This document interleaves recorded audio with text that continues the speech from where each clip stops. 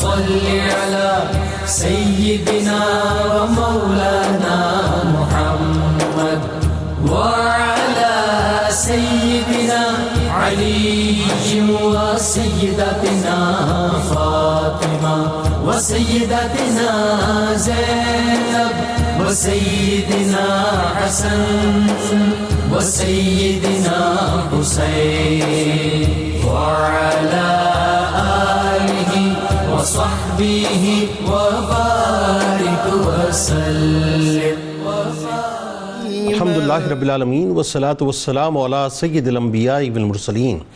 اللہم صلی علی سیدنا و مولانا محمد وعلی آلہ واصحابہ وبارک وسلم وصلی علیہ. دنیا کے تمام دیکھنے والوں کو، تمام چاہنے والوں کو، تمام پیار کرنے والوں کو، اور جہاں جہاں تک اس وقت میری آواز کو سنا اور مجھے دیکھا جا رہا ہے، جنید اقبال کی جانب سے انتہائی محبت کے ساتھ السلام علیکم. ایک بار پھر ناظرین، آپ کو پر نور صبح میں صبح نور کے ساتھ میں دل کی گہرائیوں سے خوش آمدید کہتا ہوں. آئیے بلا توقف چلتے ہیں حضرت ابو انیس محمد برکت علی علیہ رحمہ کی تعلیف اسماء النبی کریم صلی اللہ علیہ وآلہ وسلم سے رسول اللہ صلی اللہ علیہ وآلہ وسلم کا ایک اسم مبارک پڑھنے اور سننے کی سعادت حاصل کرتے ہیں. سیدنا البالغ صلی اللہ علیہ وآلہ وسلم، ہمارے سردار احکام الہی پہنچانے والے، درود و سلام بھیجے اللہ آپ صلی اللہ علیہ وآلہ وسلم پر، آپ صلی اللہ علیہ وآلہ وسلم کی آل پاک پر اور صحابہ کرام رضوان اللہ تعالیٰ علیہم اجمعین پر. حضرت سلمان فارسی رضی اللہ تعالیٰ عنہ بیان کرتے ہیں کہ رسول اللہ علیہ وآلہ وسلم نے فرمایا کہ تہجد کے وقت اٹھ کر نماز پڑھنے کی عادت بنا لو، کیونکہ تم سے پہلی قوموں کے سوالے لوگوں کے یہی عادت تھی، اور تہجد کی نماز بندے کو اللہ کے قریب کرتی ہے اور اس کے گناہوں کا کفارہ بن کر انہیں مٹاتی ہے اور جسم سے بیماری کو دور کرتی ہے. ناظرین کرام، ہمارے ساتھ آج انشاءاللہ آپ یقیناً رہیں گے، کیونکہ آج ہستی بہت عظیم ہے. آج ہم سادات کی چوکھٹ پر انشاءاللہ حاضری دیں گے اور حضرت سید صدر الدین راجو قطال رحمۃ اللہ علیہ کی بارگاہ میں انشاءاللہ مل کر ہدیہ عقیدت پیش کریں گے. بات یہ ہے ناظرین کرام، یہ جو خطہ بر صغیر ہے نا، یہ اس کی خوشبختی ہے کہ یہاں اولیاء کرام اس وقت اللہ کا پیغام لے کر آئے جب کفر و شرک کے بادل اس سرزمین کے آسمان پر مکمل طور پہ چھائے ہوئے تھے. اور یہ بھی کرم بالائے کرم ہے، اس سرزمین کی خوش نصیبی ہے کہ گھرانہ سادات کے مبارک قدموں نے اس سرزمین کے باسیوں کے دلوں کی دنیا کو مکمل طور پہ بدل کر رکھ دیا. اس سلسلے کی ناظرین ایک انتہائی حسین کڑی سلسلہ سہروردیہ کے ممتاز بزرگ مولا کائنات مولا علی کرم اللہ وجہ الکریم کے گلشن کے مہکتے پھول اور سیدنا امام نقی علیہ السلام کی کہکشاں کے تارے، خلق خدا کے انتہائی پیارے سادات بر صغیر پاک و ہند کے مورث اعلیٰ سید جلال الدین حیدر سرخ پوش بخاری رحمۃ اللہ علیہ کے پوتے سید صدر الدین راجو قطال رحمۃ اللہ علیہ ہیں، جن کی نگاہ ولایت اور طرز تبلیغ سے لاکھوں تاریک دل اسلام کے نور سے منور ہو گئے. حضرت مخدوم جہانیہ جہاں گشت رحمۃ اللہ علیہ کے چھوٹے بھائی اور سلسلہ عالیہ سروردیہ میں خلیفہ اعظم سید صدر الدین رحمۃ اللہ علیہ وہ ہستی ہیں ناظرین جو مادر زاد ولی اور مقام قطبیت پر فائز تھے. حضرت صدر الدین رحمۃ اللہ علیہ کا شمار ناظرین اپنے دور کے بہترین حفاظ، علماء اور مشائخ میں ہوتا ہے. آپ انتہائی سادہ لباس اور سادہ سی غذا کو پسند فرمایا کرتے تھے. آپ پر زیادہ تر وجدانی کیفیت طاری رہتی تھی اور مشاہدہ ذات حق میں مشغول رہا کرتے تھے. خلق خدا کی تربیت اور اصلاح احوال اور ہندو اقوام کو، یہ بڑی خاص طور پہ ناظرین سمجھنے کی بات ہے کہ ہندو اقوام کو اپنے خلق و کردار سے متاثر فرما کر دائرہ اسلام میں داخل کرنا آپ کا محبوب ترین مشغلہ تھا. تاریخ اوش کے مصنف لکھتے ہیں ناظرین کہ آپ کی نگاہ فیض اثر سے کئی ہندو اقوام نے مذہب اسلام قبول کیا، جن میں لانگ، کھاکی، نون اور دھوتر اقوام سر فہرست ہیں. یوں بر صغیر پاک و ہند میں ہزاروں فیض یافتگان ہیں، لیکن بالخصوص آپ رحمت اللہ علیہ کا حلقہ ارادت اوچ شریف سمیت ملتان اور مظفر گڑھ تک وسیع تھا. ناظرین کرام، سید صدر الدین راجو قطال رحمت اللہ علیہ وہ ہستی ہیں جنہیں اللہ تعالیٰ نے تسخیر قلوب کی نعمت سے نوازا تھا. یعنی اب کیسی عجیب سی بات ہے ناظرین، ذرا غور کیجئے گا کہ بظاہر آپ رحمت اللہ علیہ کے پاس دنیاوی بادشاہت کی حکومت نہ تھی، مگر تخت و تاج نہ ہونے کے باوجود، دربان نہ ہونے کے باوجود، پروٹوکول پروٹوکول نہ ہونے کے باوجود تمام اہل شہر کے دلوں پر آپ کی روحانی حکومت کا ایک سکہ جمع ہوا تھا، ایک سکہ بیٹھا ہوا تھا۔ بالخصوص اوس شریف اور گرد و نواح کے لوگ خود آپ کو اپنے آپ کو آپ کی رعایا سمجھتے تھے اور اس پر فخر محسوس کرتے تھے۔ یعنی وہ ازلی محبت تھی جو اللہ اور اس کے رسول صلی اللہ علیہ وآلہ وسلم کے پیغام اور سعادت کی خوشبو کی وجہ سے لوگوں کے قلوب میں پیوست ہو چکی تھی۔ کثرت مجاہدات و ریاضت اور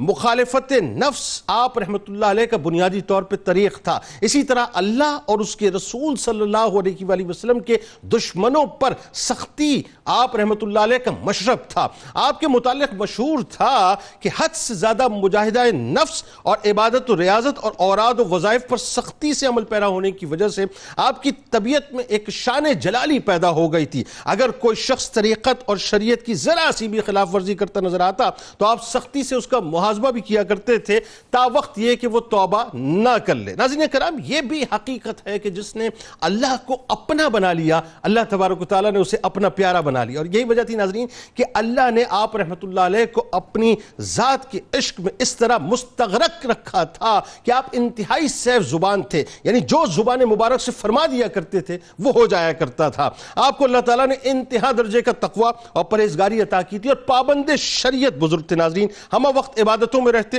ریاضتوں میں رہتے، اللہ تبارک و تعالیٰ کی ذات و صفات مستغرق رہتے تھے۔ بس یہ سمجھ لیجئے ناظرین کہ آپ کی حیات طیبہ نے کئی ہزاروں لوگوں کے قلوب کو منور کر دیا۔ آغاز کرتے ہیں، 3 شخصیات اس وقت ہمارے ساتھ موجود ہیں جو یقیناً کسی بھی تعارف کی محتاج نہیں ہے۔ پہلی شخصیت ہمارے ساتھ اسٹوڈیوز میں موجود ہے، ممتاز اسکالر، اسسٹنٹ پروفیسر جامعہ کراچی، محترم جناب ڈاکٹر سید محبوب بخاری صاحب۔ دوسری شخصیت ممتاز عالم دین جناب علامہ حافظ محمد اویس صاحب۔ اور تیسری شخصیت ہمارے ساتھ ملتان سے براہ راست موجود ہیں، آپ یقیناً ان کی آل میں سے، یہ ہمارے لیے بڑے شرف کی بات ہے، ممتاز اسکالر جناب ڈاکٹر دیوان سید فرحت بخاری صاحب۔ تینوں احباب کو السلام علیکم، خوش آمدید۔ اللہم صلی علی سیدنا و مولانا محمد وعلی سیدنا علی و سیدتنا فاطمہ و سیدتنا زینب و سیدنا حسن و سیدنا حسین وعلى آله وصحبه وبارك وسلم۔ ڈاکٹر صاحب، آپ کی جانب ملتان شریف میں آتا ہوں اور آپ ہی سے آغاز کرتے ہیں، اور یہ ایک میرا خیال ہے پروٹوکول بھی بنتا ہے اور یقیناً یہ بڑی لطیف بات بھی ہوگی کہ جد کا تذکرہ جو ہے وہ آل سے کروایا جائے۔ پہلے تو یہ بتائیے، سلسلہ سہروردیہ جس کی بڑی گرفت ہے اور بڑا کام ہے بر صغیر پاک و ہند میں، اس کا تعارف ہو جائے۔ حضرت صدر الدین راجو قتال رحمۃ اللہ علیہ، جنہیں راجن قتال رحمۃ اللہ علیہ بھی کہا جاتا ہے، آپ کا بنیادی خاندانی تعارف بھی ہو جائے۔ آباء و اجداد میں جو معروف شخصیات گزریں ان کا بھی ذرا آپ بتائیے، اور اوچ شریف خاص طور پہ جو مرکز بنا فروغ اسلام کا، اس کی تاریخی حیثیت بھی بتلائیے۔ بسم اللہ الرحمن الرحیم، احمدہ و اصلی علی رسولہ الکریم۔ قبلہ جنید صاحب، سب سے پہلے تو میں مشکور ہوں آپ کا 92 کی انتظامیہ کا کہ پہلی دفعہ حضرت قطب المشائخ حضرت صدر الدین راجو قتال قدس سرہ الاقدس کی نیاز میں حاضری کی سعادت اس عاجز کو بھی نصیب ہوئی ہے۔ آپ کی جب ولادت ہوئی تو ہاتف غیبی سے آواز آئی کہ شاہ ولایت، اور کنیت تھی ابو الفضل۔ حضور انور صلی اللہ علیہ وسلم نے بشارت دی کہ صدر الدین ہیں یہ، اور آپ کے مرشد حضرت مختوم جہانیہ جہاں گشت بخاری رحمۃ اللہ علیہ آپ کو راجو، راجن کے نام سے پیار سے پکارتے تھے۔ نام مبارک تھا محمد بن احمد بن حسین بن علی۔ نسباً آپ 18 واسطوں سے حضرت امام حسین علیہ السلام سے، 10 واسطوں سے حضرت امام علی نکی رحمت اللہ علیہ وعلیہ السلام سے، اور 2 واسطوں سے آپ بخاری ہیں۔ مشرباً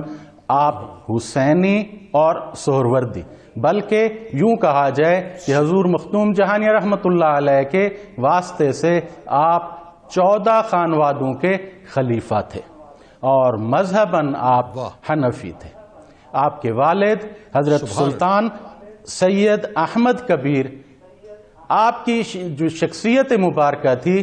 2 ختم قرآن مجید روزانہ، ایک صبح کو ایک شام کو، اور خشیت الہی یوں کہ بستر پر نہ سوتے تھے، گرمی ہوتی یا سردی ہوتی تو ایک ہی چادر تھی جو آپ اوڑھتے، اور نماز میں تلاوت قرآن مجید میں یہ کیفیت تھی کہ رونے کی کہ سینہ مبارک سے آواز نعرہ کی آتی تھی، اور آپ فرماتے تھے حضرت مخدوم جہانیہ کہ گر رخے تو زے مجیا تر گردد، اگر تیرے چہرے پر تیری پلکیں جو ہیں وہ آنسوں سے بھیگ جائیں، خاک اندر کفے تو زر گردد، تو تیری ہتھیلی جو ہے اس میں جو مٹی ہوگی نا وہ بھی سونا ہو جائے گی۔ تو آپ کے رونے کی جو یہ کیفیت تھی، تو قرض دار آتا یا کوئی لڑکیوں کا باپ امداد کے لیے حاضر ہوتا تو آپ کنکریاں اٹھاتے، وہ بھی سونا بن جاتی تھی۔ اور آپ کی والدہ بھی حسینی سید تھیں، حضرت سید بدر الدین باقری رحمۃ اللہ علیہ، ان کی پوتی، اور حضرت بدر الدین باقری جو تھے یہ سسر تھے حضور حضرت سید جلال الدین سرخ پوش بخاری رحمۃ اللہ علیہ کے۔ اور یہ جو آپ کی والدہ مبارکہ تھیں وہ حضرت مخدوم جہانیہ رحمۃ اللہ علیہ کی خالہ بھی تھیں۔ جب حضرت مخدوم جہانیہ حرمین شریفین سے 148 مشائخ سے فیض یافتہ ہو کے 14 خانوادوں کی خلافت لے کے اچ شریف میں واپس آتے ہیں، آپ کی والدہ کا وصال ہو چکا تھا، اور آپ نے اپنے والد گرامی سے عرض کی کہ حضور آپ کی صلب مبارک میں ایک کتب ہے تو آپ شادی کر لیں، تو آپ کی ہی تجویز سے یہ رشتہ طے ہوا۔ اور آپ کے دادا سید جلال الدین سرخ پوش بخاری، آپ نے جیسے شروع میں کہا آدم سادات بخاری اور وارث سلسلہ عالیہ و نسبت حسینیہ، آپ کے بھائی اور جو دادا حضرت تھے وہ یوں تھے کہ جب ذکر شریف کرتے تھے تو ان کا پیالہ بھی ذکر کرنے لگ جاتا تھا، اور آپ کے بڑے بھائی اور آپ کے شیخ حضرت قطب عالم مخدوم جہانیہ جہاں گشت بخاری۔ تو جنید بھائی جو سب سے پہلے اچ شریف میں خانقاہ جلالیہ کی بنیاد وہ آپ کے دادا حضرت سید جلال الدین سرخ پوش بخاری رحمۃ اللہ علیہ نے رکھی، اور یہاں سے ہی یہ سلسلہ عالیہ سہروردیہ کا فیض جو ہے وہ اچ شریف سے سندھ، گجرات اور ہندوستان کے کونے کونے میں پھیل گیا۔ یہ سلسلہ عالیہ سہروردیہ اگر اس کی خصوصیت کے بارے میں ایک سینٹنس میں اگر کہا جائے، ایک جملے میں کہا جائے، تو وہ جو حضرت سعد الدین رحمت اللہ علیہ نے فرمایا تھا کہ متابعت النبی فی جبین سہروردی، اس کی تو اور ہی بات ہے۔ تو یہ سلسلہ عالیہ سہروردیہ دراصل وہ نسبت مبارکہ حضرت علی کرم اللہ وجہ الکریم کی ہے جو حضرت حسن بصری کی طرف آتی ہے، وہاں سے جب حضرت حبیب اجمی تک پہنچتی ہے تو یہ سلسلہ اجمیہ سلسلہ کہلاتا ہے۔ پھر جب یہ نسبت حضرت معروف کرخی تک پہنچتی ہے تو یہ کرخیاں ہو جاتا ہے، جب حضرت سری سکتی تک تو یہ سکتیاں، حضرت جنید بغدادی تک جب یہ سلسلہ مبارکہ پہنچتا ہے تو یہ جنیدیاں، اور پھر جب حضرت ابو نجیب سہروردی تک تو یہ سہروردیاں ہو جاتا ہے، اور آپ کے بھتیجے حضرت شیخ و شیوخ شہاب الدین سہروردی رحمت اللہ علیہ کی وجہ سے اس سلسلے کو بہت شہرت حاصل ہوئی، اور وہاں سے حضرت بہاؤالدین زکریا رحمت اللہ علیہ شیخ الاسلام کہ آپ ملتان اس سلسلہ مبارکہ کو لے آئے، یہاں سے حضرت سید جلال الدین سرخ پوش بخاری رحمت اللہ علیہ نے یہ نسبت یہ حاصل کی۔ اللہم صلی علی سیدنا و مولانا محمد وعلی سیدنا علی و سیدتنا فاطمہ و سیدتنا زینب و سیدنا حسن وسيدنا حسين وعلى آله وصحبه وبارك وسلم. ایک تو یہ مولا کائنات مولا علی کرم اللہ وجہ الکریم کا فیضان بھی ہے. پھر حضرت شہاب الدین سہروردی رحمۃ اللہ علیہ کا اگر آپ نسب پاک کو دیکھیں تو صدیق اکبر رضی اللہ تعالیٰ عنہ کا بھی فیضان ساتھ شامل ہو جاتا ہے. اچھا حضرت ابو نجیب سہروردی رحمۃ اللہ علیہ کی اگر ہم بات کریں، یعنی جو بانی ہیں سلسلہ سہروردیہ کے، یہاں ابو حامد غزالی رحمۃ اللہ علیہ میں نظر آتے ہیں جن سے آپ بیعت ہوئے، تو یعنی ایک غزالی خاندان کا جو فیض ہے وہ بھی ساتھ ساتھ ہمیں نظر آتا ہے. پھر شہاب الدین سہروردی رحمۃ اللہ علیہ، پھر بہاؤالدین زکریا ملتانی رحمۃ اللہ علیہ سے سلسلہ ہوتے ہوتے جلال الدین سرخپوش بخاری رحمۃ اللہ علیہ، پھر مخدوم جہانیہ جہاں گشت رحمۃ اللہ علیہ، اور فائنلی حضرت سرد الدین راجو قتال رحمۃ اللہ علیہ پہ آج ہم بات کر رہے ہیں. اچھا اب بات یہ کہ اتنے سارے فیضان لے کے جو میں بات کرنا چاہ رہا ہوں،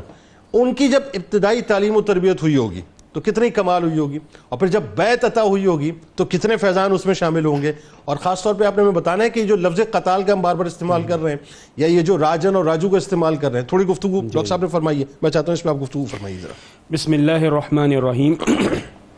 بر صغیر اس حوالے سے ایک اپنی ممتاز اور جداگانہ حیثیت رکھتا ہے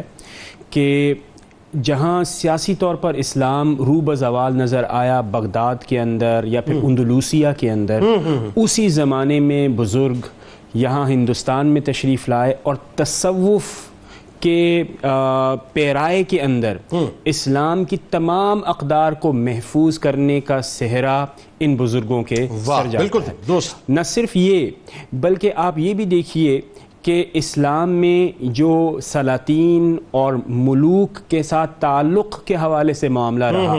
وہاں پر بزرگان سہرورد ان کی ایک خاص پہچان بنی کہ انہوں نے ایک خاص طریقے کے ساتھ سلاطین سے اس طرح کا تعلق رکھا کہ ان کی وجہ سے عوام الناس کے معاملات بھی حل ہوں، لیکن آپ نے اپنے آپ کو دنیا میں غرق بھی نہیں یعنی یوں کہیے کہ خاص پہچان ایک خاص شان کے ساتھ رکھیں، ایک خاص شان، ایک وقار، ایک متانت کے ساتھ، اور دین اسلام کے اعلیٰ کے لیے. درست. اب جب یعنی حضرت راجو قتال رحمۃ اللہ تعالی علیہ کی تربیت اور تعلیم کی بات ہوتی ہے تو آپ یہ دیکھیے کہ بڑی بزرگ شخصیات کے ہاں آپ کی یہ تعلیم و تربیت کا اہتمام ہوتا ہے. مثال کے طور پہ حضرت سلطان احمد کبیر رحمۃ اللہ تعالی علیہ جو کہ آپ کے والد گرامی ہیں، آپ کے والد گرامی ہیں، جتنا وقت دستیاب ہوا آپ نے ان کے اوپر تعلیم اور تربیت کا اہتمام یوں کیا کہ آپ حافظ قرآن بنے، پھر آپ نے یعنی علوم ظاہری مکمل کیا، اور اس کے بعد جب وفات سے قبل آپ کو خرقہ خاص جو کہ خاندان سہروردیہ کا ہے وہ بھی آپ کو عطا کیا گیا. اور جب آپ کا وصال ہو گیا تو اس کے بعد یہ ذمہ داری آپ کے بڑے بھائی حضرت مخدوم جہانیہ جہاں گشت کو یہ مل گئی. اور پھر آپ نے ہمہ وقت ان کے ساتھ تصوف کے تمام مدارج کو طے بھی کیا، علم ظاہر حاصل کیا، علم اصول اور اشارہ حاصل کیا. اس کے ساتھ ساتھ حضرت مخدوم جہانیہ جہاں گشت جب بھی اصلاح احوال کے لیے علاقے سے یعنی اچ شریف سے باہر تشریف لے کے جاتے تو اس بات کا خاص اہتمام کیا جاتا کہ حضرت راجو قتال بھی آپ کے ساتھ ہوتے. ابھی دیکھیے کہ بنیادی طور پر جو بات سمجھنے کی ہے کہ تربیت کا اہتمام ان خاندانوں میں کتنا خوبصورت ہے کہ علم ظاہری پر بھی توجہ ہے، علم باطن پر بھی توجہ ہے، اور جس کا ذکر آپ نے ابتدا کے اندر کیا کہ شریعت کے ساتھ کوئی ان کمپرومائزنگ سچویشن نہ رہے. یعنی جہاں کہیں بھی آپ کو احتیاط سے دامن کمزور نظر آیا آپ نے وہاں پر تنقید بھی کی، آپ نے غصے کا اظہار بھی کیا. اس سے پتہ چلتا ہے کہ شریعت کی ترجیح آپ کے بزرگوں کے ہاں کتنی ہے. اچھا ایک کمال بات دیکھیے آپ کہ آپ کی ایک تو تربیت ظاہر ہے حضرت سلطان کبیر رحمۃ اللہ علیہ یعنی آپ کے والد گرامی نے فرمائی، آپ کو خرقہ دیا، آپ کو بیعت کیا، پھر ایک بیعت اور مخدوم جہانیہ جہاں گشت رحمۃ اللہ علیہ نے فرمائی. اور وہ چونکہ ظاہر حقیقی بھائی کا تعلق یہاں پہ دیکھیں کیسا ہے کہ آپ شفقت بھی بہت فرماتے تھے. آپ عموماً یہ فرماتے تھے کہ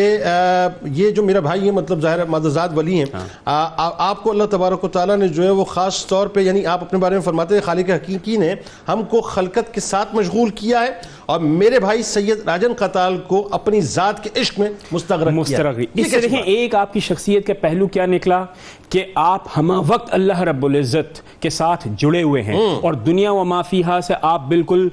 غنی ہیں. لیکن جب آپ کو یہ یعنی خرقہ خلافت عطا فرمایا اور جب آپ سجادہ نشیں ہوئے تو کم و بیش کوئی 42 سال کی آپ نے خدمت فرمائی. ان 42 برس ان 42 برسوں کے اندر جنید بھائی ہم نے ہمیشہ دیکھا، اور تذکرہ نگاروں نے بڑے بالخصوص اصرار کے ساتھ یہ لکھا کہ آپ کی توجہ عوام کے احوال، اصلاح احوال کی طرح ان کی تعلیم و تربیت پر رہی. یعنی جب اپنی تربیت کا معاملہ تھا تو اپنے آپ کو اللہ رب العزت کی ذات میں فنا کیا، اور جب عوام الناس کی تربیت کا معاملہ آیا تو تمام تر توجہ ان لوگوں پر تھی تاکہ ان کے بھی اسی طرح کے معاملات ہو جائیں اور اللہ رب العزت سے ایک خاص تعلق جڑ جائے.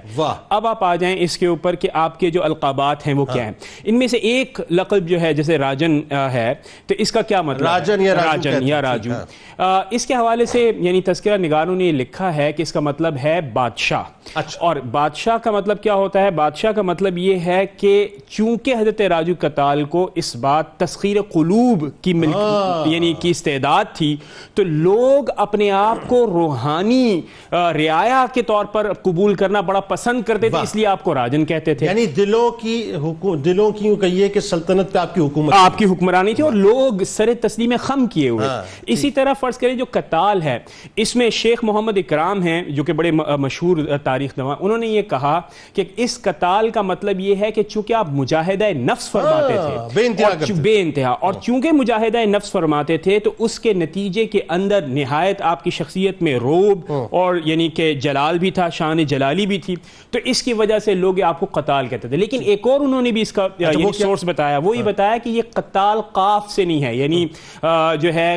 قاف قتل والا نہیں ہے بلکہ قاف کراچی والا ہے قتال، اور یہ سریانی زبان کا لفظ ہے اور اس کا مطلب ہوتا ہے بزرگ. تو الغرض یہ کہ یہ جو القابات دیے جاتے ہیں یہ یا تو عوام الناس کی طرف سے ایک خاص محبت کا اظہار ہوتا ہے اپنے بزرگ کی طرف، یا پھر آپ کی شخصیت کی کچھ خاص یونیک فیچرز ہوتے ہیں جس کی وجہ سے آپ کی پہچان. کیا کہہ رہے ہیں علامہ صاحب؟ حضرت سرد الدین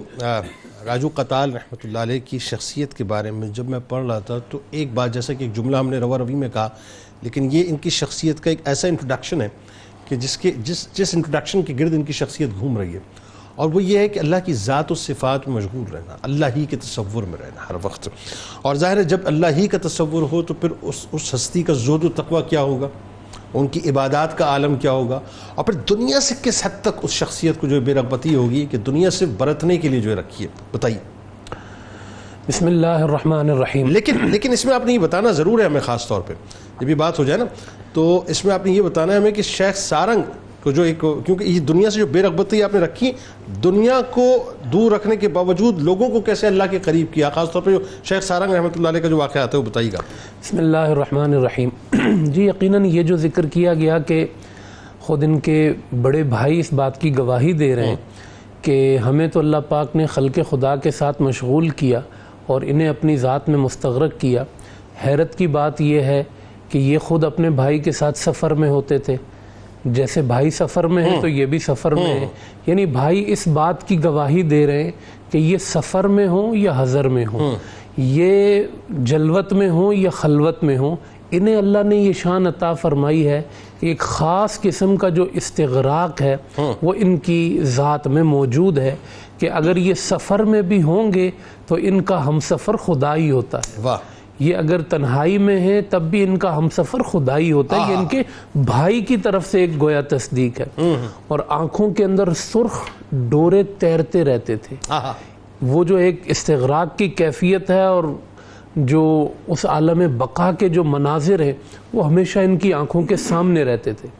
اور پھر جو اپنے بھائی کے ساتھ ان کے اسفار ہیں اس میں یہ چیز بہت زیادہ غالب تھی کہ آپ نے جس شخص کو بھی اپنے سامنے پایا ہمیشہ یہ کوشش کی کہ اس کی ایسی تربیت ہو کہ اس کا کوئی کام شریعت کے خلاف نہ رہے. یہ آپ کے سفروں کا مشن تھا، یہ آپ کی تربیت کا مشن تھا، اور یہ آپ کی ذات کا مشن تھا. شیخ سارنگ کا جیسے ذکر کیا گیا وہ پہلے ایک ہندو رئیس تھے، پھر وہ مسلمان ہوئے،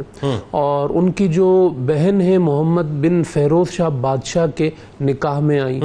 تو بادشاہ جو ہے وہ ایک خاص تعلق رکھتا تھا. جب یہ یہاں سے اونچ شریف سے جاتے تھے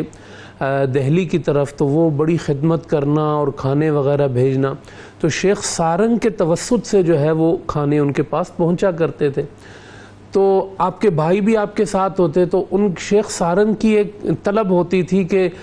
حضرت کے جو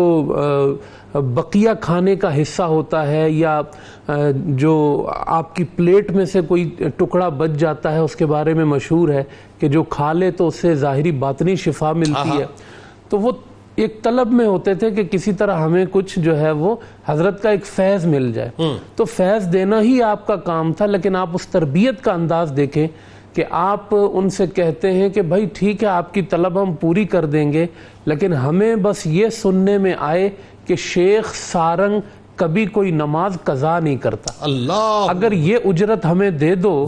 تو پھر ہم تمہیں فیض کیا حسین طرز تبلیغ. یہ نہیں کہا کہ کوئی تم بادشاہ سے تعلق رکھتے ہو تو اتنا سونا آ جائے، اتنی اشرفیاں آ جائیں، یہ سہولت مل جائے. کہا یہ ساری چیزیں ہیچ ہیں اس کے آگے کہ جو بندہ میرے پاس آ رہا ہے وہ 5 وقت کا نمازی ہو. یعنی اس شیخ سارنگ رحمۃ اللہ علیہ نے ایک محبت کا اظہار فرمایا تو آپ نے پلٹ کے جو ہے کوئی ڈیمانڈ نہ کی، بلکہ ڈیمانڈ ایسی کی کہ اس سے اسی کی آخرت بن جائے. مطلب کہا کہ جو تم ہم سے محبت رکھتے ہو نا، وہ کوئی ذاتی محبتیں نہیں ہیں، وہ محبت اللہ کے لیے ہے. اگر مجھ سے محبت رکھ کے خدا تک پہنچ جاتے ہو تو میری محبت کام آئے گی. اگر مجھ سے محبت رکھ کے خدا کے آگے ہی نہیں جھکتے تو پھر کس چیز کی محبت ہے. یہ ان کی اصل تربیت کا جو نقطہ ہوتا وہ یہ ہوا کرتا تھا.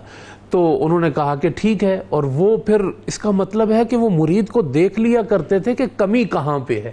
نماز میں ہے، خلق خدا سے تعلق میں ہے. تو نمازیں تو اپنی ہوتی ہیں انسان کی، لیکن جہاں کمی ہے اس کو پورا کر دی. اور جب یہ دیکھا کہ یہ 5 وقتہ نمازوں کی پابندی کرنے لگے تو کہا کہ بھئی کھانا ہی ہمارے ساتھ کھایا کرو، ایک لقمے کی کیا بات ہے، مگر اشراق بھی پڑھ لیا کرو، چاشت بھی پڑھ لیا کرو. اب تہجد کی طرف بھی ان کو لے اشراق اور چاشت کی طرف لگا دیا. یہ تربیت کا ایک انداز تھا. اور جو آپ کے بڑے بھائی کا جہاں گشت، جنہوں نے زمانے بھر کا گشت کیا، ان کا ایک جملہ ان کی پہچان تھا. وہ کہا کرتے تھے کہ مرتے وقت موت کی جب کیفیت طاری ہو نا، اس وقت بھی مصطفیٰ کی سنت کی مخالفت نہیں کرنا. کبھی کوشش کرنا کہ اس وقت میں بھی تم سے خلاف سنت کوئی کام نہ ہو. یہ ان کا مشن تھا جو انہوں نے تربیت کے انداز میں، اپنے فیض کے انداز میں لوگوں تک پہنچایا. بس اس جملے پر بات ختم کروں گا. خدا آج کے بالخصوص پیروں کو بھی یہ توفیق دے کہ وہ مریدوں کو دنیاوی مقاصد سے نکال کر نمازوں کے مقاصد تک اور ان کی اصلاح کے مقاصد. بالکل، اللہ ماشاءاللہ جو اچھا کام کر رہے ہیں جو لوگ، لیکن ظاہر ہے جن لوگوں کو اپنی جو اصلاح کی ضرورت ہے ان کے لیے یقیناً حضرت شیخ صدر الدین راجو قتال رحمۃ اللہ علیہ کی شخصیت انتہائی قیمتی شخصیت ہے. ناظرین ہمارے ساتھ رہیں. سرکار علیہ السلام کی بارگاہ میں درود پاک کا نذرانہ پیش کرتے ہیں، اور جو میں نے ابتدا میں بات علامہ صاحب سے عرض کی تھی اس پہ ذرا گفتگو کریں گے، اور ڈاکٹر فرد بخاری صاحب کے پاس انشاءاللہ ملتان شریف چلیں گے اور ان سے پوچھیں گے کہ آپ چونکہ عال ہیں، ذرا آپ بتائیے صاحب کہ آپ کے اجداد کی جو عبادات کا طریقہ تھا اور جو دنیا کی اتنی بے رغبتی نظر آتی ہے ان کے اندر، اس کی وجہ کیا ہے؟ درود پاک. اللهم صل على سيدنا ومولانا محمد وعلى سيدنا علي وسيدتنا فاطمة وسيدتنا زينب وسيدنا حسن وسيدنا حسين وعلى وصحبه وبارك وسلم. ایک بار پھر ناظرین میں آپ کو خوش آمدید کہتا ہوں. حضرت سید صدر الدین راجو قتال رحمۃ اللہ علیہ کی بارگاہ میں احمدیہ عقیدت پیش کر رہے ہیں. ایک ایسی ہستی ناظرین کہ اونچ شریف کی بادشاہت آپ کے پاس موجود ہے، روحانی بادشاہت آپ کے پاس موجود ہے، اور کمال یہ ہے کہ اللہ تبارک و تعالیٰ نے آپ کو قلوب کو تسخیر کرنے کا جو خاص طور پر مقام مرتبہ عطا کیا کہ جہاں آپ کی نگاہ اٹھتی تھی وہاں لوگوں کے قلوب بدل جایا کرتے تھے. جہاں آپ کے دست مبارک دعا کے لیے اٹھتے تھے اللہ تبارک و تعالیٰ آپ کی دعاؤں کو قبولیت کے پر لگا دیا کرتا تھا. یعنی آپ مستجاب الدعوات بھی تھے. اور کیوں نہ ہو ناظرین، آپ آل ہی ظاہر ایک ایسے گھرانے کی آل ہیں، ایک ایسے گلشن کی آل ہیں کہ جہاں دعائیں رد ہو ہی نہیں سکتی، بلکہ ہماری دعائیں دراصل ان کے صدقے سے قبول ہوتی ہیں. اور آپ دیکھیے ناظرین کہ یہاں صدیقی فیض بھی شامل ہے، یہاں پہ غزالی گھرانے کا بھی فیض شامل ہے، اور ابو آل یہاں پر سادات کے گھرانے کا فیض شامل ہے۔ تو آئیے سلسلے کو وہیں سے جوڑتے ہیں ناظرین کہ اتنا بڑا منصب، اتنا بڑا مقام اللہ تبارک و تعالیٰ نے نسبی اعتبار سے آپ کو عطا کیا، لیکن اس کے باوجود آپ کا زہد و تقوی، آپ کی عبادات جو ہم وقفے سے پہلے بات کر رہے تھے، اور اللہ تبارک و تعالیٰ نے جو آپ کو دنیا سے بے رغبتی عطا کی تھی کہ دنیا میں ہے مگر دنیا میں نہیں ہے۔ ڈاکٹر دیوان سید فرد بخاری صاحب، ذرا بتلائیے ہمیں اس بارے میں کہ یہ کیا کیفیات ہیں آپ کی؟ جی جنید بھائی، بہت خوبصورت سوال آپ نے کیا ہے، اور اس کی اس وقت بہت ضرورت ہے۔ صاحب نزہۃ الخواطر جو ہیں وہ آپ کے بارے میں یوں تذکرہ کرتے ہیں کہ الشیخ العالم الکبیر الفقیہ الزاہد کان من الاولیاء السالکین اصحاب المجاہدات، اور لوگ آپ کی ولایت اور جلالت پر متفق تھے۔ جو تقوی کی آپ نے بات کی تو حضرت مختوم رحمۃ اللہ علیہ فرماتے تھے تقوی 3 طرح کا ہے۔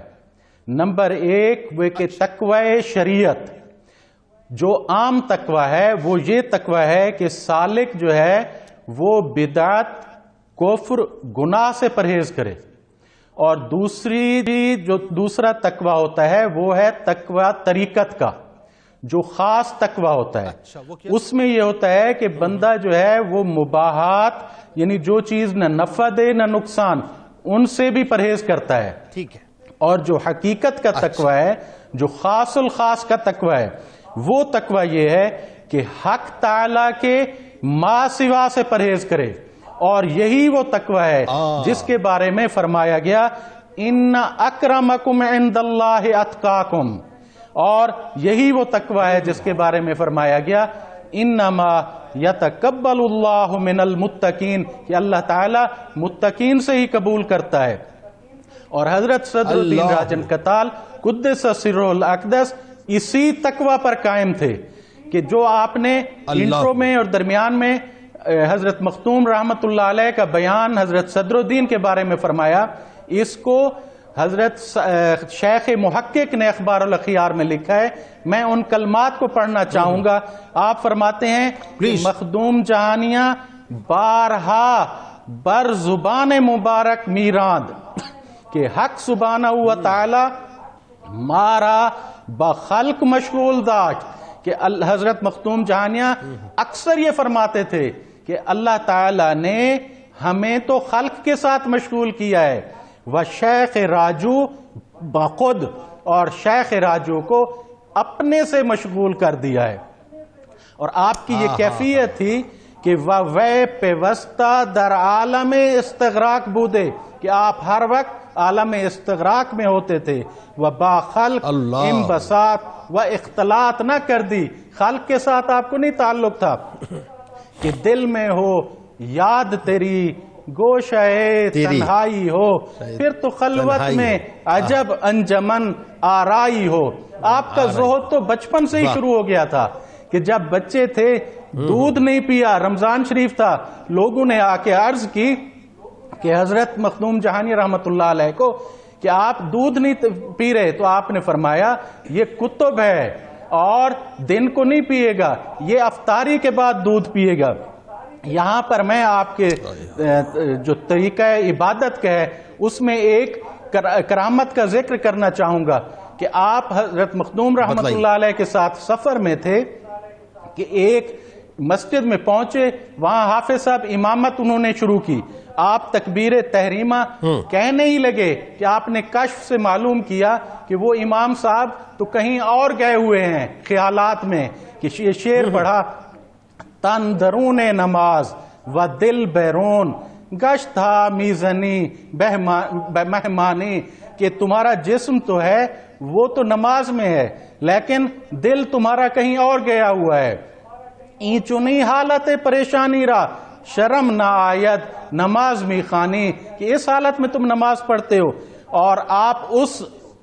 مدرسے میں تعلیم یافتہ تھے، اس خانقاہ میں تعلیم یافتہ تھے، اس خانقاہ کے فیض یافتہ اور معلم تھے جہاں پر یہ کہا جاتا تھا کہ قلب المومن حرم اللہ، کہ مومن کا جو دل ہے وہ اللہ کا حرم ہے، اور فحرام علی حرم اللہ، اللہ کے حرم پر تو یہ حرام ہے، ان یلج فیہ غیر اللہ، کہ اس میں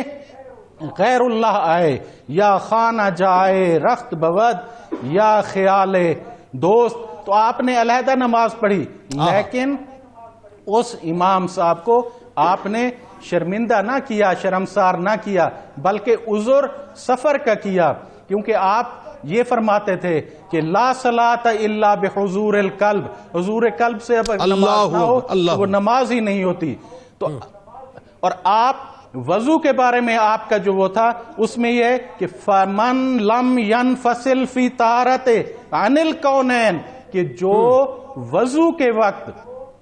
کونین سے، لوگوں سے کٹتا نہیں ہے نا، تو لم یصل فی الصلاۃ، تو وہ نماز میں ملتا بھی نہیں ہے، کس سے؟ الی صاحب الکونین، اللہ تبارک و تعالی سے، یعنی کا وصل بھی نہیں ہوتا. یہاں پر جو شریعت، طریقت، حقیقت کا آپ تعلیم دیتے تھے نماز میں، تو آپ یہ فرماتے ہیں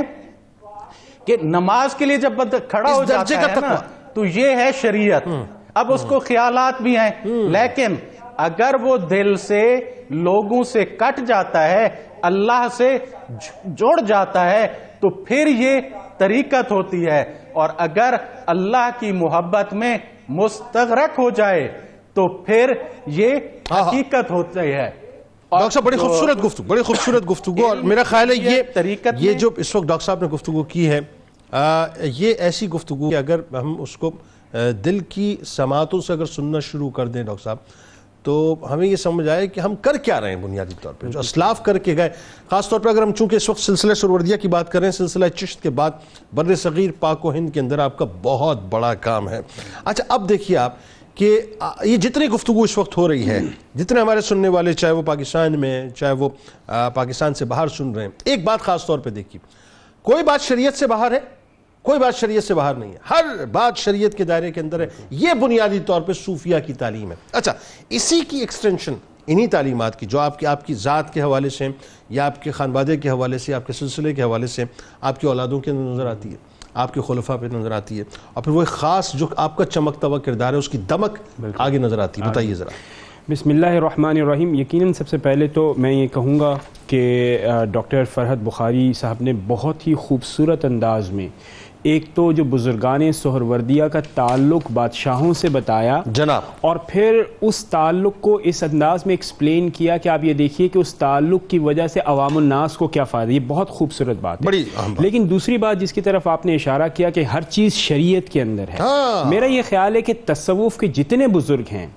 وہ صرف شریعت کے اندر نہیں بلکہ شریعت کے ساتھ احتیاط کی سطح پر تعلق، یعنی جس کو آپ نے کہا نا خاص الخواص کا تقویٰ، یعنی وہ چیزیں جو کہ مباح ہیں، جو کہ عام انسان یہ کہتا ہے کہ یہ تو شریعت کی ڈیمانڈ نہیں ہے، یہ تو شریعت نے نہ فرض کی ہے، نہ واجب کی ہے، نہ یہ سنت موقدہ میں ہے. بزرگ اپنی انتہا کو جاتے ہیں کہ جہاں مباح کام بھی اس کو بھی وہ اتنی توجہ، اتنی احتیاط، اتنی احساس بندگی کے ساتھ کرتے ہیں کہ اللہ رب العزت آپ کے مقامات میں بلندی ضرور. آپ قطع کلام کی معذرت، آپ ایک بات، ایک ٹرکل ڈاؤن ایفیکٹ دیکھیے کہ اپنا بغداد میں ابو حامد غزالی رحمۃ اللہ علیہ جامعہ نظامیہ میں آپ تدریس کر رہے ہیں، ٹھیک ہے جی. اب ظاہر امام غزالی علیہ رحمہ کے بھائی ہیں موجود ہیں، ان کے مریدوں میں ابو نجیب سہروردی رحمۃ اللہ علیہ سلسلہ سہروردیہ کے بانی. اب دیکھیں وہاں سے تعلیم، جو ٹرکل ڈاؤن ایفیکٹ ہے نا، وہاں سے تعلیم ٹرانسفر ہوتے ہوتے ہوتے ہوتے ہوتے پھر جب یہ سرودرین راجو کتال رحمۃ اللہ علیہ تک پہنچتی ہے تو آپ سوچیے کہ شریعت کا کیسا رچا ہوگا اس کے. بالکل ہوگا. اور دیکھیں پھر یہ جو بنیادی گفتگو جو کہ حضرت امام غزالی رحمۃ اللہ تعالی علیہ نے خود فرمائی، جہاں پر آپ یہ دیکھتے ہیں کہ وہ تمام کی تمام تین تعبیرات، علم الکلام کی، فلسفے کی اور تصوف کی، اور بالخصوص حضرت جنید بغدادی رحمۃ اللہ تعالی علیہ کا جو ایفیکٹ رہا تمام تصوف کے پیچھے، وہ بھی فردر ٹرکل ڈاؤن ہوتا ہوا ہمیں ادھر نظر آتا ہے. اب کردار کی جو بلندی ہے اس عوام الناس کے اس دور کے اندر جہاں پر آپ کا تعلق ہوتا ہے، حضرت راجو کتال کے کردار کی بلندی آپ اس انداز میں دیکھیے کہ کوئی مخالف آپ کی محفل میں آ جاتا اور اس کی عداوت ہوتی، اس کا بغض ہوتا، اس کے ذہن میں کچھ خاص باتیں ہوتی،